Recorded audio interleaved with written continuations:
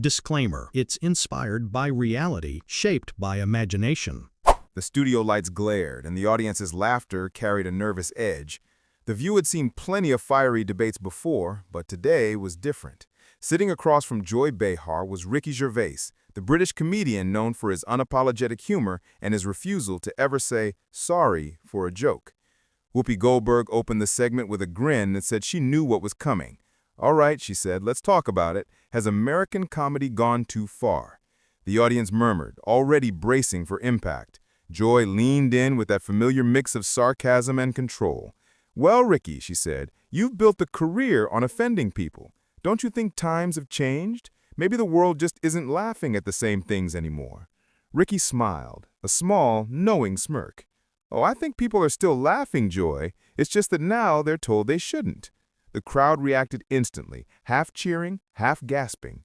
What followed wasn't just a debate about jokes. It was a clash of cultures, generations, and values. One side defending humor as free expression, the other arguing that some laughter comes at too high a cost. And as the cameras rolled, it became clear this wasn't going to be just another morning chat. It was about to turn into The View's most explosive debate of the year. The camera light steadied as the laughter died down. Whoopi adjusted her glasses, ready to mediate what everyone could already sense was about to become chaos wrapped in comedy. "All right," she said, trying to keep things grounded. "Ricky, you've been called fearless, you've been called controversial, and some people even say your humor's gone too far. Do you think comedy today is too offensive, or are people just too sensitive?"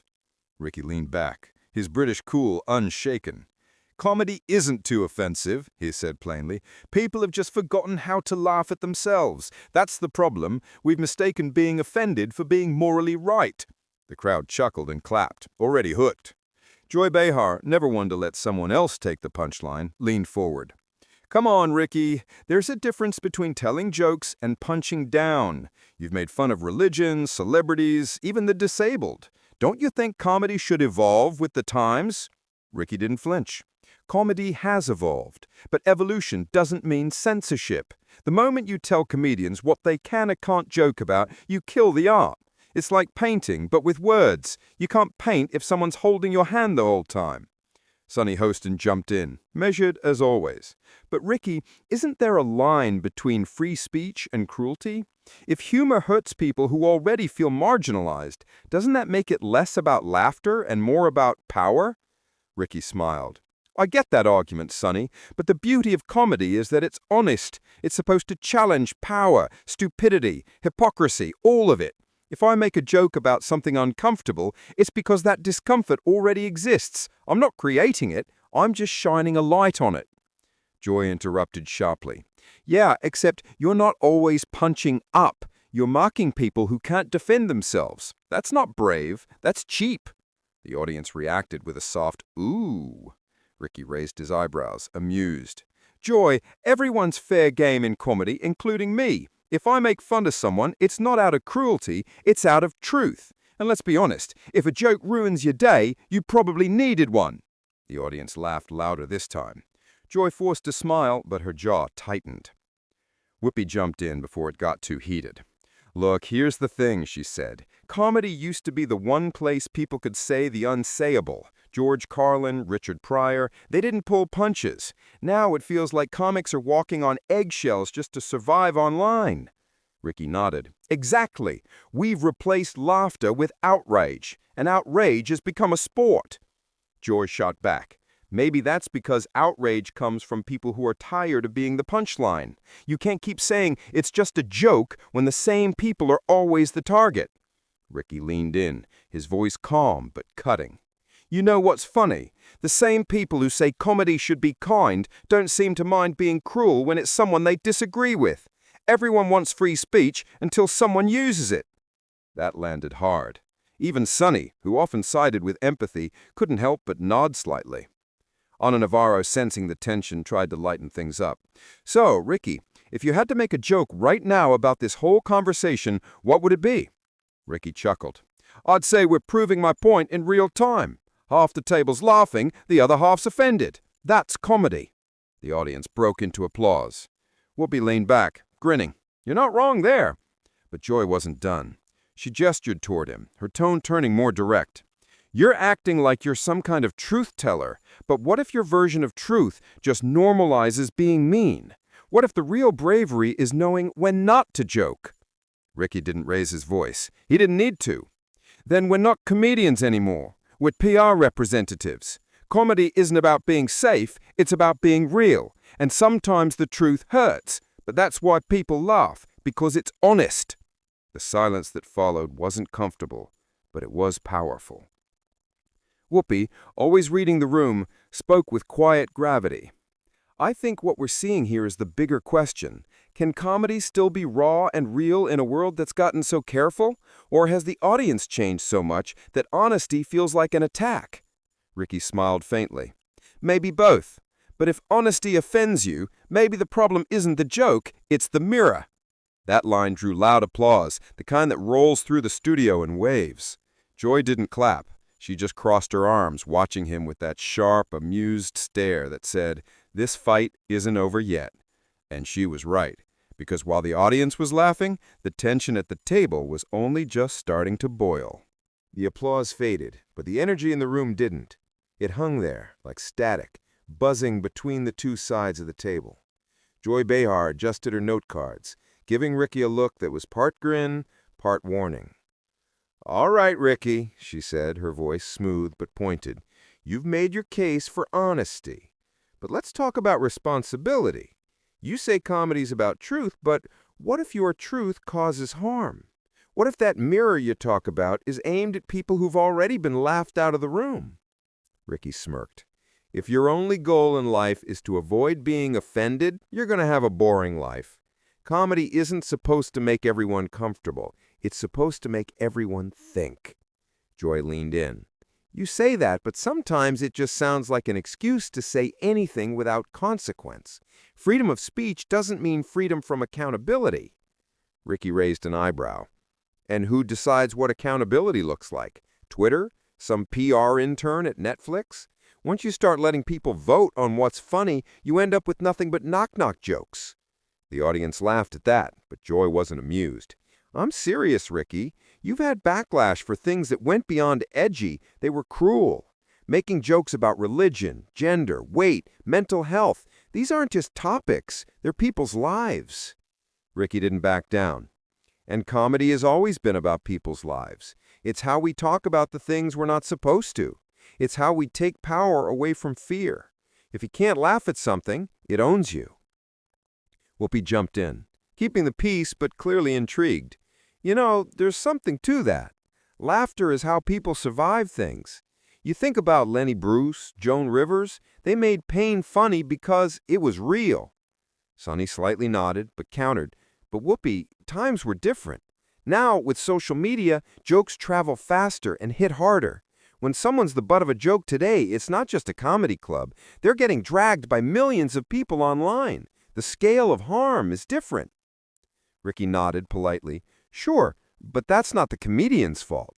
That's the audience's. You can't blame the writer because the crowd's lost its sense of humor. The same joke that gets you canceled today used to get you a standing ovation 20 years ago. Did the joke change, or did we?" That question lingered in the air. Joy crossed her arms. "You keep saying people changed like it's a bad thing. Maybe it's called growth. Maybe we just decided that mocking people's pain isn't as funny as we thought it was." Ricky smiled, but this time there was a bite in it. "And maybe people got addicted to being victims. Maybe outrage is the new applause." The audience gasped audibly. Whoopi looked down, half smiling, half wincing. "Oof, okay, you're not pulling punches today." Joy's tone sharpened. "Victims? Really? You think people calling for decency are just pretending to be hurt?" Ricky leaned forward, his voice low but clear. "No, Joy, I think some people are hurt. But I also think others realize that outrage gives them power.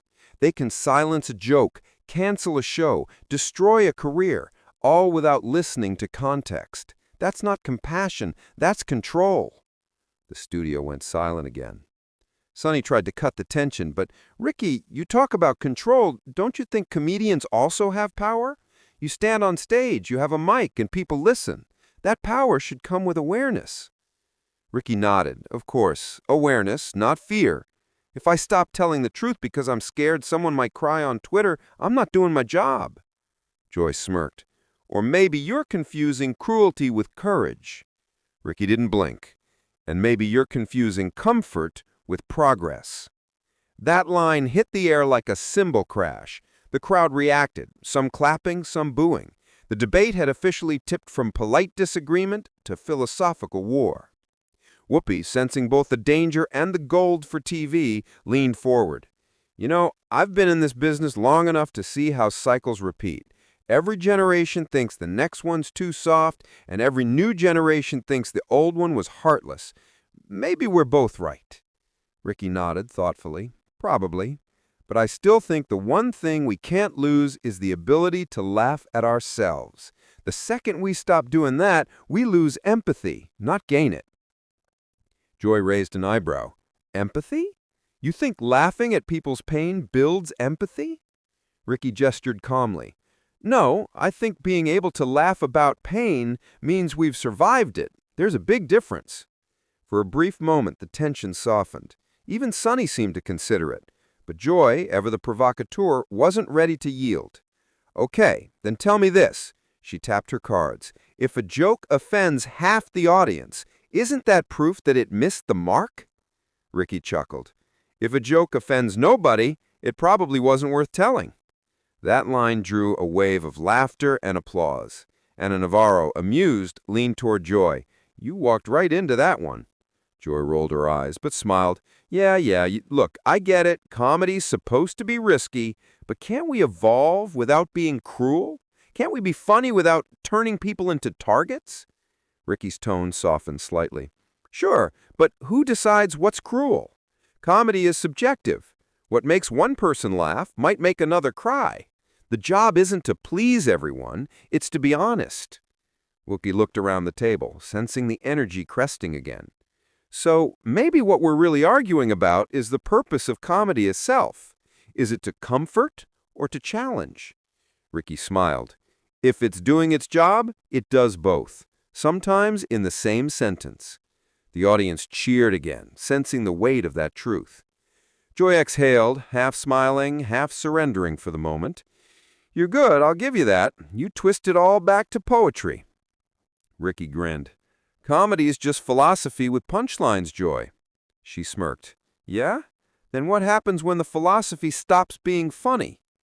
Ricky leaned back, relaxed. Maybe it wasn't the joke that changed. Maybe the audience did. The crowd reacted again, torn between laughter and reflection. Rookie looked to the camera, almost breaking the fourth wall.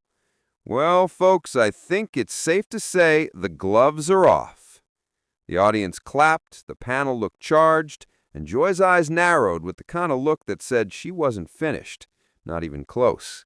Because if this was just the clash, the emotional flashpoint waiting ahead would turn that laughter into something far more raw.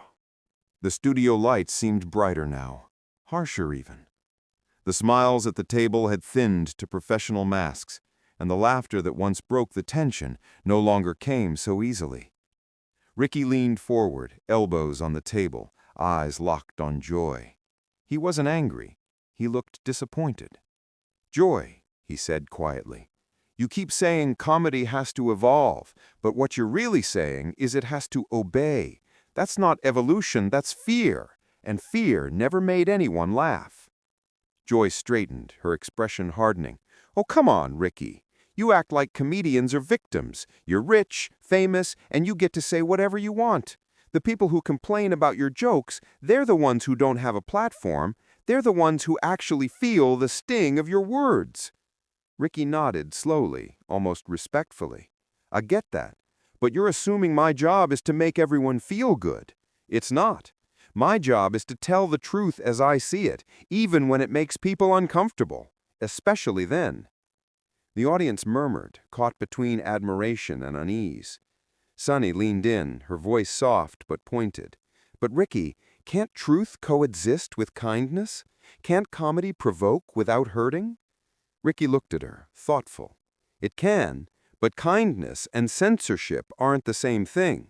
Sometimes honesty sounds harsh because people aren't used to hearing it. That doesn't make it cruel. It makes it necessary. Joy cut in sharply. That's easy to say when you're not the one being joked about. Ricky turned to her, and for the first time, his voice carried a hint of emotion beneath the composure. You think I've never been the punchline? I've been called every name under the sun. Fat, ugly, atheist, arrogant, you name it. I laugh because I know who I am. The joke only hurts if it's truer than you want it to be. That line landed with weight. Even Whoopi didn't interrupt. Joy's expression faltered just slightly, but she kept her tone sharp. So you're saying it's people's fault if they're offended, that they're just too fragile to take a joke? Ricky exhaled. I'm saying that comedy is about intent. If my goal is to make people laugh, not to humiliate them, then we should judge it by that. If people choose to twist a joke into an insult, that's on them, not me. The audience clapped softly, the kind of applause that sounded more like agreement than excitement. Joy leaned back, but her eyes stayed on him. Intent doesn't erase impact, Ricky. If your joke hurts someone, it hurts. You don't get to decide how they feel about it. He nodded. You're right, I don't. But they don't get to decide what I say either. For a moment, the air froze. The table went still. Whoopi spoke up carefully. I think what we're hearing is the heart of the whole issue. People want comedy to be safe, but maybe safety and laughter just don't belong in the same room. Ricky nodded, his tone quieter now. Exactly.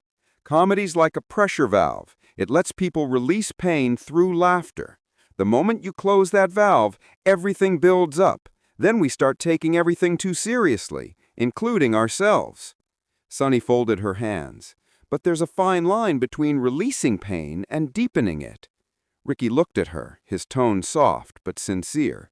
There's a fine line between honesty and silence, too. And I'd rather live on the side that risks offending people than the side that says nothing just to fit in. The audience reacted again, applause mixed with scattered disagreement. You could feel the divide in the room. Joy, visibly frustrated now, leaned forward. You keep calling it honesty. I call it hiding behind free speech to avoid empathy. Maybe what's really happening here is that some comedians can't handle being told they're wrong. Ricky smiled faintly. Or maybe some critics can't handle being laughed at. That line drew laughter so loud it nearly drowned her response.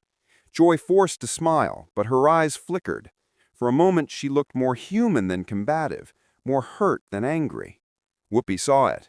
All right, let's not lose the thread here, she said, her tone gentler now. What Ricky is saying, and what Joy is pushing back on, isn't just about jokes. It's about where we draw the line between freedom and decency. And maybe that line keeps moving because the world keeps changing. Ricky nodded. It does. But comedy's job isn't to follow the line. It's to point out when it's getting ridiculous. The audience erupted again, clapping, whistling, reacting with that blend of thrill and discomfort that made for perfect television. Joy sat back, crossing her arms. Well, congratulations, Ricky. You've just made half the country laugh and the other half mad. Guess that's your version of balance? Ricky chuckled. That's my version of honesty. Whoopi smiled, shaking her head slightly. Well, whatever it is, it's working, because I haven't seen this audience blink in 10 minutes. The camera caught Ricky glancing at Joy, not with mockery, but with something closer to respect. You know, Joy, you remind me why I love doing this, because people like you still care enough to argue. That's how comedy survives, not through silence, but through the noise. For a beat, Joy didn't speak. Then she gave a small, genuine smile. Well, Ricky, you've got plenty of noise here. The crowd laughed, breaking the tension just enough to breathe again. But under the laughter, something had changed. The conversation wasn't just about jokes anymore. It had turned into something personal, something about conviction, truth, and how far people are willing to go to defend what they believe in. And the next few minutes would show just how far both of them were willing to push. The tension that had briefly eased with laughter returned like a slow, rising tide. Joy adjusted her chair, leaning forward as the camera zoomed in. Her voice was lower now, more controlled, but every word carried a quiet defiance. "You know, Ricky," she began, "what bothers me most isn't your jokes. It's how you defend them like they're sacred scripture. You act like you're untouchable, like the rest of us are just too soft or too sensitive. But maybe, just maybe, some of your truths are just cruelty with a clever punchline." Ricky tilted his head, his smile fading. "That's not fair, Joy. I never punch down. I mock ideas, hypocrisy, power. The problem is, everyone thinks they're the victim now, so any joke feels personal." Joy didn't blink. "You've built a career laughing at others, Ricky. Maybe it's easy to call that truth-telling when you're the one holding the microphone. But for the people on the other end, it doesn't feel brave. It feels cheap." That line drew a sharp inhale from the audience. Whoopi's brow furrowed, and Sonny shot Joy a wary look. Ricky leaned back, exhaling through his nose. "So what's the alternative? Stop joking? Run every line through a committee before I say it? Comedy isn't a democracy, Joy. It's an art form, and art doesn't ask permission." Joy shot back instantly. "Art doesn't excuse arrogance." The room fell silent. Ricky stared at her for a moment, then spoke slowly, almost carefully. "You know, Joy, when I started, I used to think people just didn't understand me. But now I see it's not about understanding, it's about comfort. You want jokes that fit your worldview. Anything outside that makes you angry. That's not progress. That's censorship dressed as compassion." Joy's tone softened, but her eyes stayed fierce. "And maybe what you call truth is just selfishness dressed as honesty. Maybe it's not bravery, it's just a refusal to grow." That hit him. The audience felt it too. Ricky didn't answer right away. He took a breath, rubbed his jaw, and looked down for a moment before speaking. "You think I haven't grown? Every decade I've changed, I've learned, but the one thing I won't change is the belief that laughter helps us survive. People are losing that. They're angry all the time, scared of words, scared of humor. And when we lose humor, we lose perspective." The audience broke into applause again, louder this time, but Joy didn't join them. She leaned closer, voice barely above a whisper, but sharp enough to cut through the noise. "Perspective is fine, Ricky, but when your jokes become a weapon, they stop healing. You think you're helping people laugh at pain, but sometimes you're the one causing it." Ricky met her eyes. "And sometimes pain needs to be faced before it can heal." The silence that followed wasn't awkward, it was electric. Every camera in the room zoomed in. Whoopi, sensing how far they'd come, tried to mediate. "You're both right, in a way. Comedy can't be sanitized, but it also can't ignore empathy. Maybe the real challenge is finding where those two meet." Joy turned to Whoopi, but her eyes flicked back to Ricky. "Sure, but lately it feels like the loudest voices in comedy don't want to meet anyone halfway. They want to shock, provoke, and then hide behind 'it's just a joke' when people get hurt." Ricky's voice was calm, but there was weight behind it now. "I never hide behind anything. I stand behind every word I say, because I believe intent matters, and I believe people are stronger than you think. They can take a joke. They can laugh at themselves. They used to." Joy sighed, shaking her head. "Maybe they just grew up, Ricky." He smiled faintly. "Or maybe they just forgot how to laugh." That simple line hit harder than either expected. The audience reacted, not with applause this time, but with quiet reflection. For a few seconds, the two of them just looked at each other. It wasn't anger anymore. It was exhaustion. Two people who believed in completely different things, both convinced they were right. Then Joy said something she hadn't planned. "You know, I used to admire you. You were fearless, sharp, original, but somewhere along the way that edge turned bitter. You stopped challenging power and started mocking pain." Ricky blinked, visibly taken aback. For the first time that morning, he didn't have a ready comeback. His face softened, and he spoke slowly, almost carefully. "Maybe that's what you see. But what I see is a world that can't tell the difference between laughter and hate. And if I stop making jokes because people misunderstand me, then the people who want silence win. I can't let that happen." The words hung in the air, raw and unguarded. Whoopi exhaled, her tone quieter now. "Well, I think that's our breaking point, folks. We've reached the heart of it. Comedy can't be sanitized, but it also can't ignore empathy. Maybe the real challenge is finding where those two meet." The audience clapped, some nodding in agreement with Ricky, others siding with Joy. It was the kind of divided, passionate response that every producer dreams of and every host dreads. As the applause faded, Ricky turned to Joy. His voice was calm again. "Look, Joy, I don't expect you to agree with me, but I respect that you care enough to fight about it. That's what makes it worth doing." Joy hesitated, then gave a faint, weary smile. "You're impossible, you know that?" Ricky grinned. "Yeah, but at least I'm funny." The audience burst into applause again, the tension finally breaking, for real this time. Still, as the show cut to commercial, both of them sat back quietly, each lost in thought. They hadn't just debated comedy, they had exposed something deeper, the fight between freedom and responsibility, between truth and sensitivity, between the world as it is and the world as we wish it could be. And neither was sure who had really won. When the cameras came back from commercial, the mood had shifted. The earlier fireworks had cooled into something quieter, heavier. Ricky leaned back in his chair, his hands clasped loosely in front of him, while Joy kept her gaze fixed on the mug in front of her. Whoopi broke the silence first. "Well," she said, half smiling, "I think we've all earned a drink after that one." The audience laughed softly, breaking the tension. But her tone grew more reflective. "You know, every time we do one of these conversations, it reminds me that comedy, like everything else, changes with the times. What doesn't change is the reason people need it." Ricky nodded. "Exactly. It's never just about the punchline. It's about connection. Laughter used to bring people together. Now it's treated like a threat." Joy looked up. Her tone was still sharp, but it carried a trace of tired honesty. "Maybe that's because too many comics stopped thinking about who they're connecting with. You talk about truth, Ricky, but truth without compassion just leaves bruises." He studied her for a moment before answering. "And compassion without honesty leaves people in bubbles. We can't keep protecting everyone from being uncomfortable. Growth comes from discomfort."